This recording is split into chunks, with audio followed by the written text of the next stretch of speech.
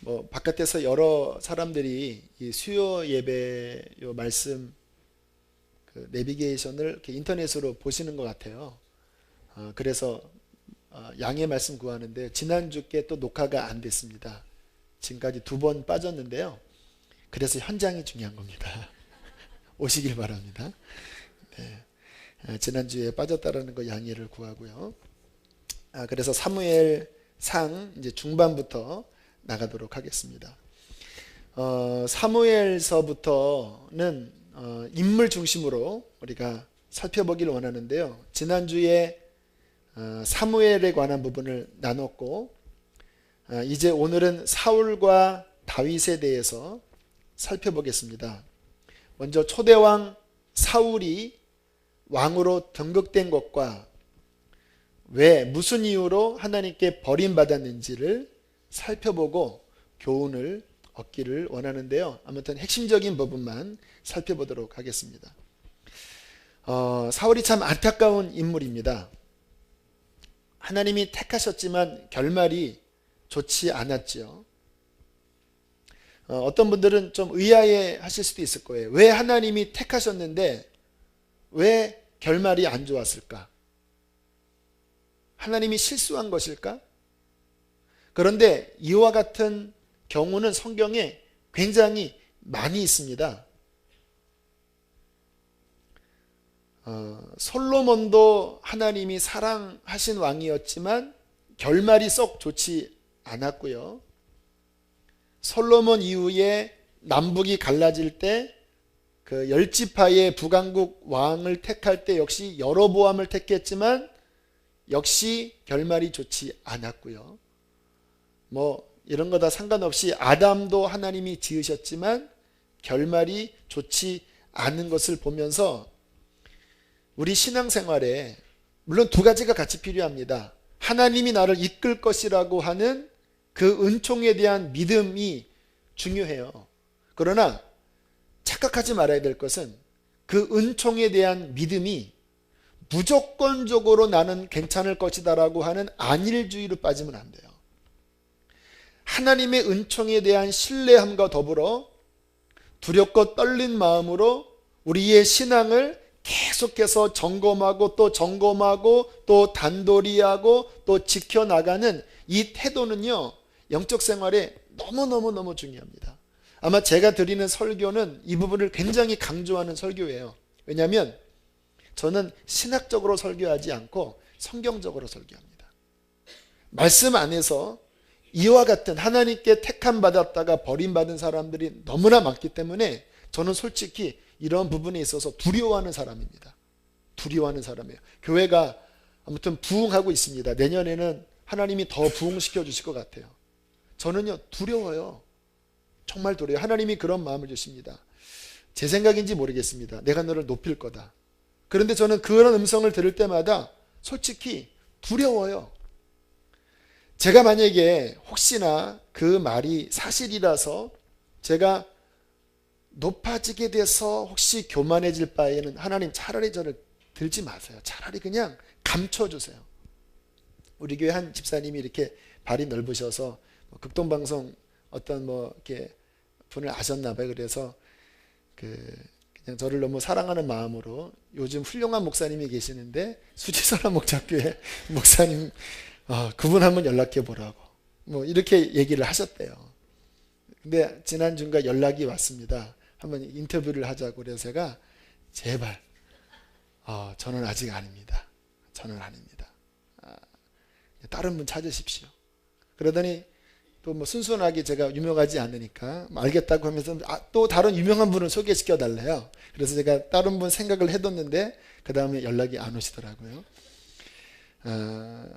아직은 저는 피레미도 되지 않지만 그러나 제 마음 중심 안에 갖고 있는 것은 두려움입니다. 왜냐하면 많은 사람들이 사울뿐만 아니라 많은 사람들이 그렇게 하나님이 높여줬다가 떨어지고 망하는 일들이 많기 때문에 이런 모습이나 저런 모습이나 우리에게 주신 그 믿음을 끝까지 지켜나가는 신앙의 싸움을 우리는 지켜나가셔야 됩니다. 사도 바울도 그러잖아요. 마지막 죽기 전에 내가 나의 달려갈 길을 다 가고 믿음을 지켰으니. 그 앞에 그 말씀이 있구나. 내가 선한 싸움을 싸우고. 무슨 선한 싸움입니까? 내 안에 있는 순전한 믿음을 싸우는 그 싸움을 끝까지 지켰다. 이게 사도 바울의 마지막 죽기 전에 고백이지 않았습니까? 그래서 우리들이 이런 사울과 같은 이러한 말씀을 보면요, 자기에게 빗대어 들어가야 됩니다. 나는 혹시 이러한 부분이 있지 않는가? 거울로 삼아서 교훈을 얻으셔야 합니다. 오늘 우리가 사울의 경우를 보면서 무엇이 문제였는지를 좀 핵심적으로 살펴볼 겁니다. 하나님께 문제가 있는 것이 아니에요. 하나님은 인간에게 최선의 것들을 주셨습니다. 그런데 중요한 것은 뭐냐면 자유의지를 하나님이 손상시키지 않아요. 최선의 것을 주시면서 네가 네 믿음을 지켜야 된다라고 말씀을 하시는데, 그것을 지키지 않은 인간에게 문제가 있기 때문에 우리는 이러한 경우를 보면서 어떻게 우리의 마음의 신앙을 끝까지 지켜야 할지 살펴보셔야 합니다. 자, 먼저 사울을 우리가 보는데요, 사무엘상 9장 2절 말씀을 함께 보겠습니다. 사울이 어떤 사람이었는지를 훑어보겠습니다. 사무엘상 9장 2절입니다. 함께 읽겠습니다. 시작. 기스에게 아들이 있으니 그의 이름은 사울이요 준수한 소년이라. 이스라엘 자손 중에 그보다 더 준수한 자가 없고 키는 모든 백성보다 어깨 위만큼 더 컸더라. 굉장히 갖춘 사람이었습니다. 외형적으로도 그렇고 가문에서도 굉장히 인정받는, 사랑받는 존귀한 아들이었습니다. 그리고 특별히 하나님이 이 사울을 택하셨을 때의 사울의 모습을 보면 9장 21절을 보세요. 네가 이제 왕이 될 것이다 라는 뉘앙스의 이야기를 사울에게 했을 때에 9장 21절에 이렇게 대답을 합니다. 시작. 사울이 대답하여 이르되 나는 이스라엘 지파의 가장 작은 지파 베냐민 사람이 아니니까 또 나의 가족은 베냐민 지파 모든 가족 중에 가장 미약하지 아니하니까 당신이 어찌하여 내게 이같이 말씀하시나이까 하니. 겸손했습니다. 네가 이스라엘이 찾는 그 왕이다. 나는 아닙니다. 나는 아닙니다. 내가 무엇입니까? 우리 가족이 무엇입니까? 내 지파는요 꼬렙입니다. 나는 아닙니다. 손사래를 치는 이 마음의 태도를 갖고 있었어요. 하나님께서 어떠한 사람을 세우실 때 가장 중요시 여기는 것이 겸손입니다. 왜 겸손을 중요시 여기냐면, 제가 주님의 일을 해보니까 하나님과 함께 일을 할 때는요, 내가 앞서 나가면 언제나 그르칩니다. 주님이 앞서 나가셔야 돼요. 근데 겸손해야지 주님을 앞세워 나거든요. 나는 아무것도 아닙니다. 나는 부족합니다.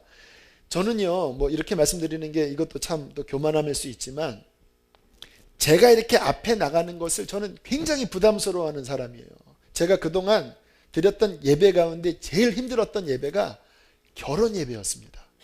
저와 제 아내가 13년 전에 결혼을 했는데, 다른 예배는 제가 설교하지만 하나님이 중심이니까 괜찮거든요. 근데 결혼 때는 우리가 주인공인 거예요. 그러니까 얼마나 막 부담스러운지. 뭐 결혼식 때 막 제가 막 울었잖아요. 이렇게. 우리 아내는 막 안 울고 쌩쌩 웃었는데 저는 막 찬양 듣다가 막 눈물 흘리고, 그렇게 부담스러운 겁니다. 대학교 다닐 때도 발표하라고 하면요, 저는 가슴이 콩닥콩닥 돼서 발표를 못했어요. 지금도 평상시에 어떤 그런 공적인 모임에서 뭔가를 발표하려고 하면 가슴이 뛰어요. 그런데 설교할 때는 안 그래요. 왜냐하면 제가 알거든요. 제가 나가는 게 아니라 주님이 나가시는 거예요. 만약에 제가 잘한다고 생각하고 제가 앞서기 시작하면 아마 모든 것을 망치기 시작할 겁니다. 하나님께서 왜 겸손한 자를 쓰시고 겸손한 자를 인정하시는가? 나를 내세우지 않기 때문입니다. 여러분들이 잘 아는 성경을 제가 하나 찾아서 읽어드릴게요. 그냥 들으시길 바랍니다. 형제들아, 너희를 부르심을 보라. 육체를 따라 지혜로운 자가 많지 아니하며 능한 자가 많지 아니하며 문벌 좋은 자가 많지 아니하도다. 그러나 하나님께서 세상에 미련한 것들을 택하사 지혜 있는 자들을 부끄럽게 하려 하시고 세상에 약한 것들을 택하사 강한 것들을 부끄럽게 하려 하시며 세상에서 천한 것들과 멸시받는 것들과 없는 것들을 택하사 있는 것들을 패하려 하시나니 이는 아무 육체도 하나님 앞에서 자랑하지 못하게 하려 하심이라. 주님이 쓰시는 사람은 천한 자, 못난 자, 나는 아닙니다라고 하는 겸손을 가진 자를 택하사 잘난 척하는 사람을 부끄럽게 하신다고 말씀을 하셨습니다. 자, 이제 그 겸손한 사울을 하나님이 택하신 다음에 절차를 밟으십니다. 어떤 절차일까요? 그 힘으로 감당할 수 없으니까 기름 부으십니다. 주위에 기름 부으시면 무엇이 나타납니까? 카리스마가 나타납니다. 자기가 하는 것 같은데 자기가 하는 게 아니에요. 하나님이 임재하셔서 그를 끌고 나가시는 겁니다. 그러니까 무슨 일이 벌어져요? 전쟁에 승리합니다. 그러면서 사울이 높아졌어요. 자기가 가진 능력보다 훨씬 더 많은 일들을 했고 성취했습니다. 그리고 높아졌습니다. 하나님이 복 주려고 하면요, 이거는 아무도 못 막습니다. 밀어주시는 거니까. 자, 그리고 난 다음에 13장 1절을 보겠습니다. 13장 1절 함께 읽습니다. 시작. 사울이 왕이 될 때에 40세라. 그가 이스라엘을 다스린 지 2년에 왜 2년을 강조한지 아십니까? 그렇게 사울이 왕이 된 지 2년이 지나면서 문제가 발생됐다라는 말씀을 하는 거예요. 어떤 일이 벌어졌습니까? 이제 서서히 23장부터 사울 안에 변질되는 일들이 이제 드러나기 시작을 합니다. 제일 처음에 나타난 사건이 제사 사건입니다. 이제 전쟁을 앞두고 먼저 제사를 드려야 하는데 사무엘이 늦게 오는 거예요. 그러니까 백성들이 자꾸 흩어집니다. 그러면은 사울 왕이 어떻게 해야 됩니까? 흩어지는 것을 막던지 아직 때가 아닌가 보다 하고 뭔가 뒤로 물러서야 되는데 갑자기 월권을 합니다. 제사를 구약시대에 아무나 드리면 안 되잖아요. 제사장 반열이 제사를 지내야 되잖아요. 왕도 그 권한을 침범할 수 없는 겁니다. 근데 갑자기 야, 소 가져와라, 양 잡아와라. 자신이 제사장 복을 입더니 각을 뜨고 제사장이 지낼 그 제사를 자기가 지내버리고 맙니다. 그리고 나자마자 사무엘이 와서 이게 뭡니까? 왜 당신이 말씀을 어겼습니까? 그랬더니 변명합니다. 뭐 사람들이 자꾸 흩어지는데요, 당신의 왕위가 오래가지 않겠습니다. 왜냐하면 그 중심 안에 벌써 뭔가 문제가 발생돼요. 그 문제가 뭔지 아세요? 사울이 자신이 왕이 되기 시작했습니다.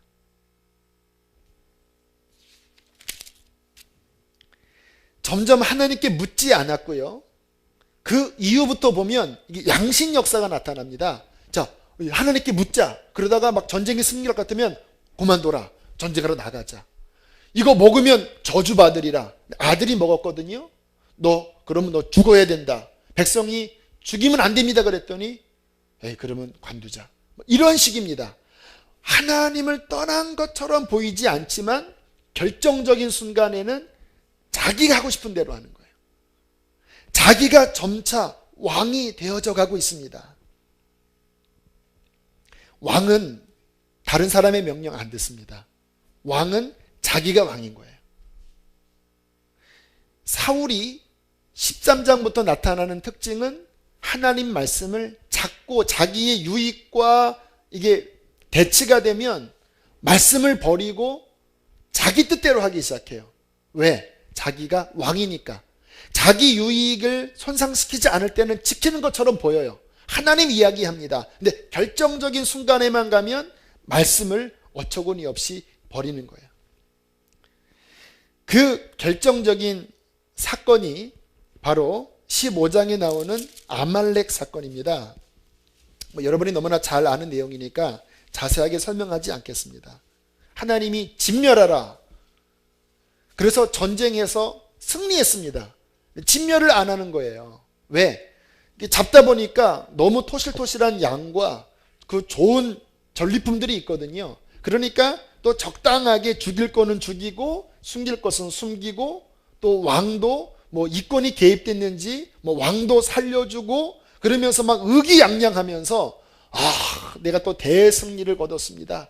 그리고 사무엘이 오는 것을 보니까 오 선지자여, 내가 하나님의 말씀 순종했습니다 하면서 뻔뻔스럽게 천연덕스럽게 오는 이 장면이 벌어질 때 사무엘이 뭐라고 이야기합니까? 왜 말씀을 버렸습니까? 왜 말씀을 버렸습니까? 당신이 하나님의 말씀을 버렸으므로 하나님도 당신을 버려서 왕이 되지 못하게 할 것입니다. 거기에 이제 실갱이를 벌입니다. 그런데 이 사무엘도 두려운 것은 뭐냐면 점점 미쳐가거든요. 자기가 왕이 되어가면서 미쳐가는데 권력의 칼이 있잖아요. 비록 사무엘이 왕을 세웠지만 이게 표정 보니까 예전 같지 않은 겁니다. 순종을 안 해요. 벌써 얼굴이 울그락불그락. 이거 칼만 있으면 죽일 것 같은 거예요. 그래도 사무엘 선지자가 단호하니까 나 당신과 가지 않겠습니다. 하나님이 당신을 버렸어 하고 가려고 하니까, 자 15장 30절 한번 보세요. 15장 30절. 자, 사울이 사무엘을 붙잡고 이렇게 이야기를 합니다. 함께 했습니다. 시작.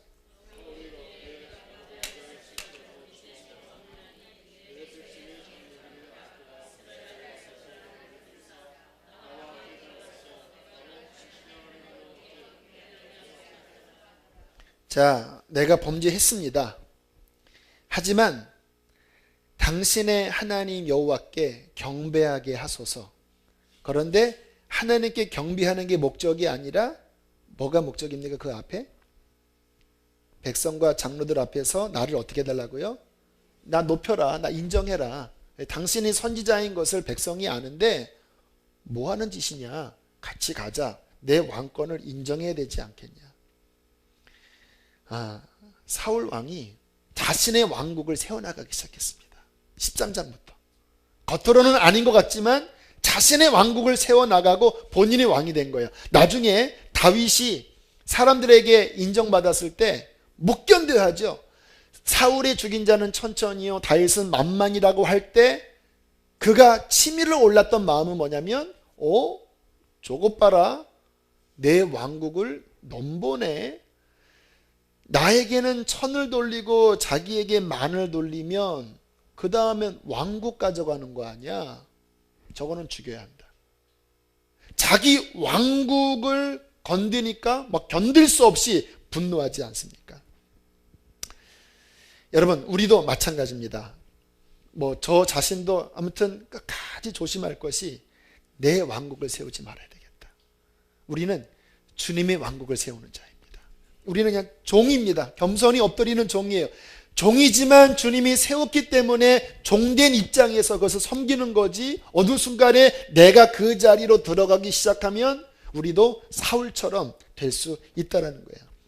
이 15장의 이 사무엘과 그 사울의 그런 그 언쟁 가운데 사무엘이 이러한 말을 사울 왕에게 해줍니다. 우리 15장 17절 말씀 함께 읽겠습니다. 왜 하나님이 사울을 왕되게 했는지 그 이유를 다시 한번 점검을 해줘요. 17절 함께 읽습니다. 시작. 사무엘이 이르되 왕이 스스로 작게 여길 그때에 이스라엘의 지파의 머리가 되지 아니하셨나이까. 여호와께서 왕에게 기름을 부어 이스라엘 왕을 삼으시고, 어떻게 여길 때에? 스스로 작게 여길 그때에 머리가 되게 하셨다. 한번 생각을 해봤습니다. 지금 말씀 전하면서 정리가 되네요. 왜 하나님이 똑같이 사울과 다윗 왕의 범죄 사건 앞에서 왜 다윗은 받아주시고 왜 사울은 안 받으셨을까? 그렇죠. 다윗도 뭐 끔찍한 죄를 저질렀잖아. 살인죄 저지르고 간음하고. 이것도 뭐 비슷한 죄거든요. 그런데 가만히 그 내면을 보면요, 다윗은 겸손은 유지하고 있었습니다. 겸손은. 그래서 나단 선지자가 지적했을 때 그 앞에 꼬꾸라지면서 가슴을 찢으면서 회개하는 겸손은 유지했어요. 그런데 사울이 넘어졌던 것은 교만이었습니다. 교만은 패망의 소몽입니다. 교만하면요, 이게 안 꺾여져요. 교만이 들어가면요, 회개가 안 돼요. 제일 무서운 죄가 교만한 것입니다. 내가 왕이 되는 거야. 그래서 우리가 저나 여러분이 끝까지 주님 앞에 가져야 될 마음은, 아무튼 제 위치에서 모든 것이 다 잃어버릴지 몰라도 주님 앞에 납작 엎드려서 그냥 겸손한 모습을 끝까지 유지하는 것이 안전한 신앙생활입니다. 내가 누군지, 얼마나 죄인이었는지, 내가 얼마나 더럽고 추악한 자였는지를 명확하게 인식하고 끝까지 오직 예수님만 주님 되도록 그렇게 섬겨 나갈 때에 끝까지 우리는 신앙을 지킬 수 있을 것입니다. 하나님이 여러분을 사랑하셔서 어느 순간에 물질을 부어주시고 또 여러분의 위치를 높여주실지라도 이 말씀을 꼭 기억하십시오. 겸손을 지키시길 바랍니다.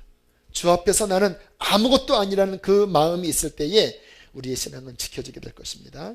자, 두 번째, 다윗으로 넘어가겠습니다. 사무엘상은 그 다윗의 인생의 전반부를 다루고 있습니다. 하나님이 사울 왕을 버리셨을 때에 사무엘이 참 가슴이 아팠습니다. 왜냐하면 자신이 세웠거든요. 그래도 그 어릴 때부터 자식같이 그 끌어안고 기도했던 대상이었기 때문에 하나님이 그를 버린다고 했을 때 밤새 잠을 이루지 못할 정도로 괴로워하고 있을 때에 하나님께서 그만 슬퍼해라. 그리고 너는 기름 그 뿔에다가 기름을 담아가지고 가서 내가 예선한 두 번째 왕에게 가서 그에게 기름 부어라라고 말씀을 하십니다. 자, 16장 12절 13절 말씀을 읽겠습니다. 16장 12절 13절 시작.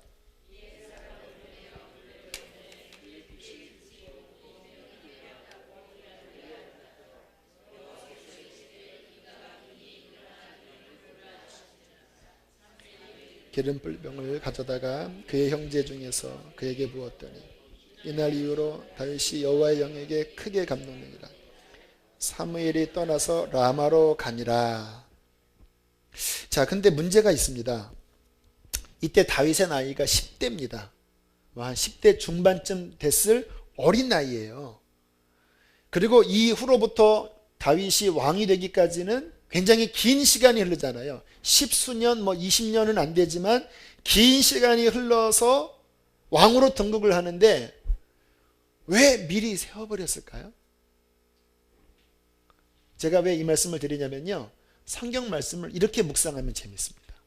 그냥 당연하게 10대 때 기름 부었다라고 생각하면요, 말씀이 안 열립니다. 질문하는 거예요. 왜 하나님께서 굳이 이렇게 이른 나이에 다윗에게 기름을 부었을까요? 이유가 있습니다. 그 기름 부음을 받은 순간부터 다윗에게 일어났던 변화는 성령의 감동이었습니다. 여러분, 하나님의 사람을 준비시키는 거는요, 어느 날 뚝딱 만들어지지 않습니다. 성령께서 그 사람에게 임하시면서 성령이 그 사람을 빚으면서 은사도 개발시키고 인격도 다듬어 가면서 진정한 주께 쓰임받을 제목으로 만드시는 거예요.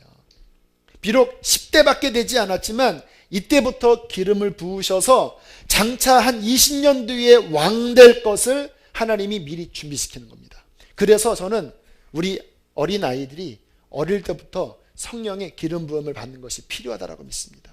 우리 교회가 그 일을 강조할 거예요. 우리 선화목자교회에서 여기 준비기도 할 때 자녀들은 예언할 것이요, 우리 어린아이들의 영적인 부흥이 있기를 기도했습니다. 그래서 이번에 오시는 우리 인턴 전도사님이 이제 오시는데 그분 이력서를 보니까 막 교회 학교 부흥사 막 전력이 있는 거예요. 이렇게 부흥의 다수 인도 특기, 설교 막 이러시더라고요.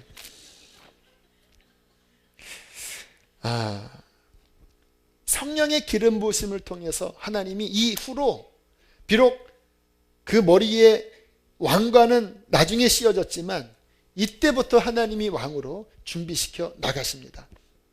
특별히 이제 기름 부음이 임하니까 다윗에게 이제 일어나는 변화들을 보는 것도 또 중요한 영적인 원리를 배우는 건데, 여러분 기름 부으심이 임하면요 은사들이 막 새록새록 살아납니다.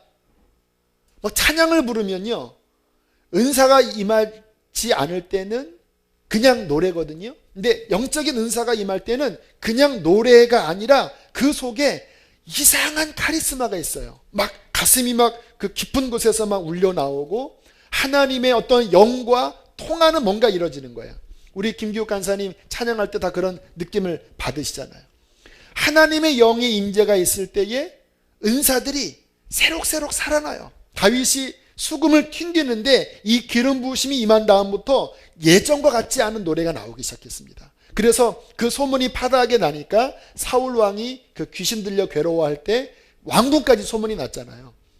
저기 베들레헴의 한 소녀는 그가 찬양하면 하나님의 임재가 있더이다. 용맹이 생겼습니다. 막 사자, 곰과 막 붙으면은 이게 여러분 사람이 이 마음이요 가만히 보면요 이 어떤 능력이 있는 사람들은요 딱 보면 딱 마음속에 감이 잡힌대요. 이기겠다, 지겠다. 어떻게 하면 이긴다가 이게 보여야지 싸우는 거예요. 그 다윗이 골리앗과 싸울 때 왜 이렇게 담대히 나간지 아십니까? 딱 보여더라고요. 이렇게 이마가 넓다. 저거 그냥 한 방이면 끝나겠다. 그리고 가볍게 가서 본인이 평상시에 물맷돌 연습 많이 했거든요. 얼마나 빠릅니까? 저거 그냥 내가 요 조약돌 5개면 저거 여기 딱 급소잖아요. 여기 딱 맞으면 저거 쓰러지고 저 칼 주머니에 있네. 저걸로 목 쓸면 된다. 그냥 보였습니다. 이렇게. 그러니까 나간 거예요. 안 보이면 두려워서 못 나갑니다. 사울 왕이나 이스라엘 모든 사람들은 안 보였습니다. 그런데 10대 소년 다윗은 보였습니다. 이게 은사입니다. 은사가 임하면요 이렇게 그게 보여요. 저거는 어떻게 하면 되겠다. 제가 말씀을 이렇게 읽잖아요. 그러면 이 말씀이 어떠한 깊은 의미가 있는지가 저는 보여요. 그러니까 전하는 겁니다. 물질의 은사가 있는 분은요 이 돈이 가는 길이 보인대. 이렇게 요거 이렇게 하면 돈이 되겠다. 그런 분들이 하나님이 물질의 복을 주시는 분들이에요. 안 보이는 분들은 사업하지 마세요. 그냥 이렇게 직장생활을 하세요. 안 보이면은 하면 안 돼요. 근데 은사가 임하면 그 은사에 맞는 것들이 보여집니다. 그렇게 하나님께서 다윗에게 기름 부으시면서 그 은사와 소명이 드러나면서 다윗의 삶이 이렇게 그 재능 가운데 높여지기 시작을 했고요. 그러면서 아주 절묘하게 다윗을 사울 왕과 이렇게 결탁시켜 버리십니다. 하나님이. 이게 굉장히 절묘한 하나님의 섭리예요. 왜냐하면 이 결탁으로 인해서 다윗이 왕이 될 준비를 그 왕궁 안에서 하거든요. 딱 결탁되면서. 근데 문제는 뭐냐면 딱 결탁되면서 또 하나의 강한 훈련이 들어간 것. 사울 왕이 이 다윗을 죽이려고 하면서 깊은 연단 가운데로 들어가는 하나님의 이 훈련의 섭리와 다윗이 이 왕가 안에 들어가서 왕이 될 또 다른 준비를 하는 이 복합적인 것들이 함께 섞여서 하나님이 딱 수를 두십니다. 그러니까 우리 하나님의 섭리는요 이게 뭐라고 설명할 수 없습니다. 이게 지나고 나면 어떻게 하나님이 그런 일을 행하셨는지 그때는 몰랐는데 지나고 나면서 보면은요 이게 혀를 내둘릴 수입니다.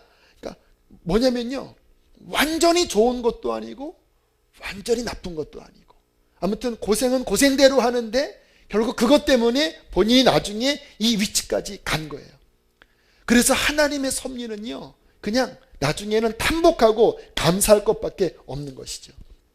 제가 이 사무엘상을 다시 한번 읽으면서 가만히 보니까 다윗에게 그 왕궁 안으로 들어갔을 때 문제는 하나밖에 없더라고요. 보니까 다윗이 얼마나 이 인기가 많았는지 심지어는 사울의 왕을 이어받을 아들 요나단조차도요 다윗에게 뿅 갔습니다. 뭐라고 이야기를 하냐면 내가 아는데 네가 왕이다. 나는 네 다음이다. 얼마나 사랑하는지. 사울의 딸 미갈도 사랑하지요. 뭐 가는 곳곳마다 신하들이 막 와 박수 치지요. 다 인정을 해요. 그런데 하나만 문제예요. 사울 왕. 근데 이 문제가 결정적입니다. 다윗에게 있어서 이 사울과의 관계만 풀어지면요 다윗이 스스로 왕될 마음도 없습니다. 충직스럽고 겸손해요.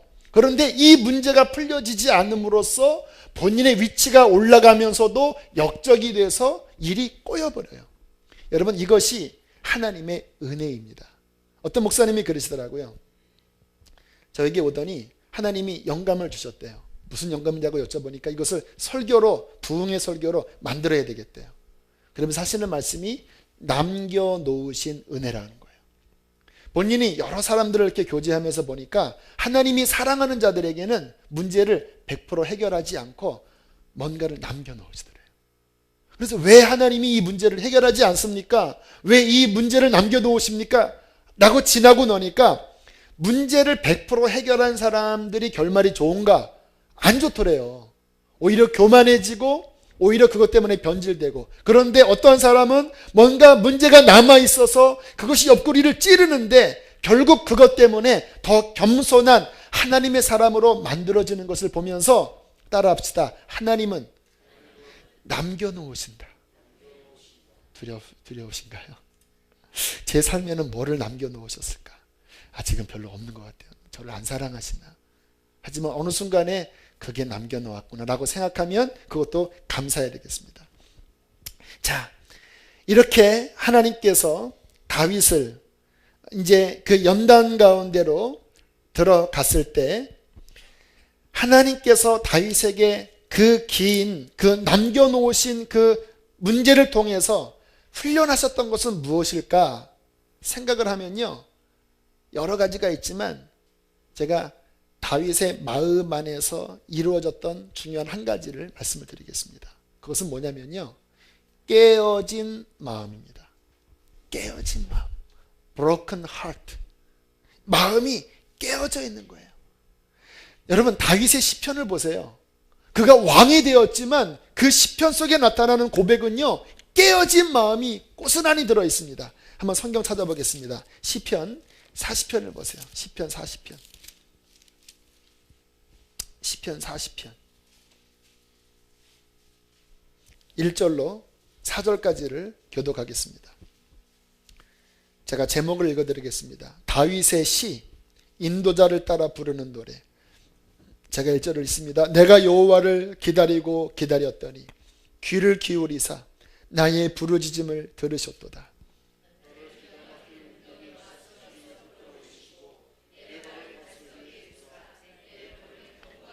새 노래 곧 우리 하나님께 올릴 찬송을 내 입에 두셨으니 많은 사람이 보고 두려워하여 여호와를 의지하리로다. 여호와를 의지하고 교만한 자와 거짓에 치우치진 자를 돌아보지 아니하는 자는 복이 있도다. 할렐루야. 이 다윗의 시편에 나타나 있는 고백은요 왕 같지가 않습니다. 내 마음이 가난하오니라는 고백들을 참 많이 하고요 내 마음이 아프오니 비통하오니라는 고백들을 그렇게 많이 해요. 어디서 만들어졌냐고요? 그 깊은 연단 속에서 다윗의 마음은 깨어지고 또 깨어지고 또 깨어졌습니다. 이 깨어진 마음 속에서 다윗은 진실한 겸허함을 배웠고 하나님만 의지하는 마음을 배웠습니다.